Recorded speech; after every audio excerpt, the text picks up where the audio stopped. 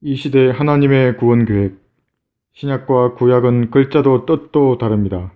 하나님께서는 이 점을 명확하게 구분하여 사람들에게 각기 다른 구원의 방법을 제시합니다. 예수님께서는 유언을 하셨습니다. 이것이 죄들을 사하심으로 인하여 많은 사람을 위해 흘리는 새 언약의 피이기 때문이라. 예수님의 유언에 따른 죽으심이 없었다면 우리는 여전히 율법의 저주 아래서 소나 양, 염소나 비둘기의 피를 통해 자신의 죄값을 치러야 합니다. 예수님의 유언에 따라 흘리신 새 언약의 피는 예수님의 죽으심으로 시작된 것입니다. 그러므로 새 언약의 피를 흘리기 전과 후에 불타는 지옥으로부터 구원받는 방법은 당연히 다릅니다. 새 언약의 피를 흘리기 전 계명을 지키라. 예수님께서 십자가에 매달려 새 언약의 피를 흘리시기 전 이 땅 위에 육신을 입고 계셨을 때 한 젊은이가 질문을 합니다. 내가 영생을 얻으려면 어떻게 해야 합니까? 예수님은 정확하게 답변하십니다. 계명들을 지키라. 예수님께서 십자가에서 아직 피 흘리시기 전인 구약적 상황에서 영생을 얻기 위해 계명들을 지켜야만 하는 행위를 강조하신 겁니다. 예수님께서 새 언약의 피를 흘리시고 부활하신 이후에 구원받는 방법을 제시할 때 성경은 더 이상 계명을 언급하지 않습니다. 이 점에서 성경은 단 한 치의 양보도 없습니다. 하나님의 경륜이 구약에서 신약으로 변경되었기 때문입니다. 율법 아래 있던 인간들이 이제는 은혜 아래 있게 된 것입니다. 더 이상 자신의 죄값을 갚기 위해 염소나 비둘기와 같은 짐승의 피를 흘릴 필요가 없습니다. 흠도 없고 점도 없는 어린 양 같은 그리스도의 보배로운 피로 한 번의 속죄제를 영원히 드린 것을 마음으로 믿고 입으로 고백하면 구원받습니다.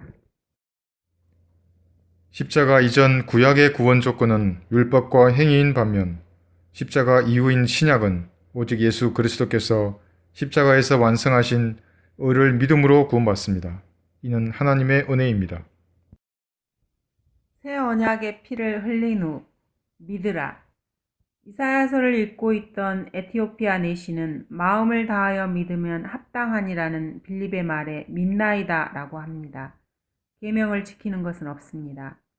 선생님들이여, 내가 구원을 받으려면 어떻게 해야 하나이까? 빌립보 간수의 질문에 바울은 주 예수 그리스도를 믿으라고 답합니다. 역시 계명은 없습니다.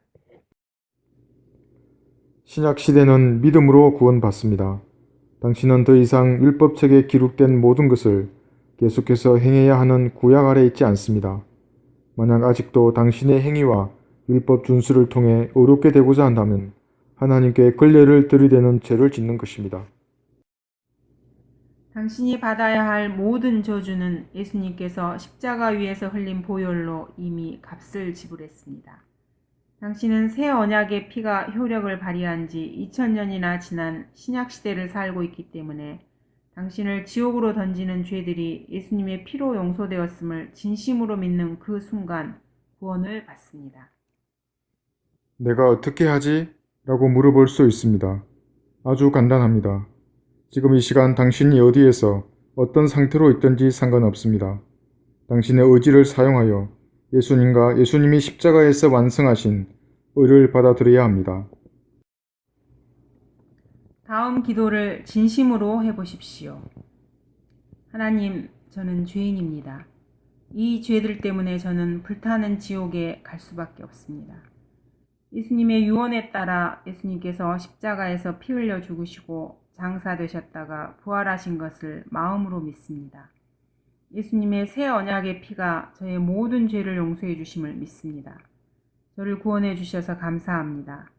예수님의 이름으로 기도합니다. 아멘.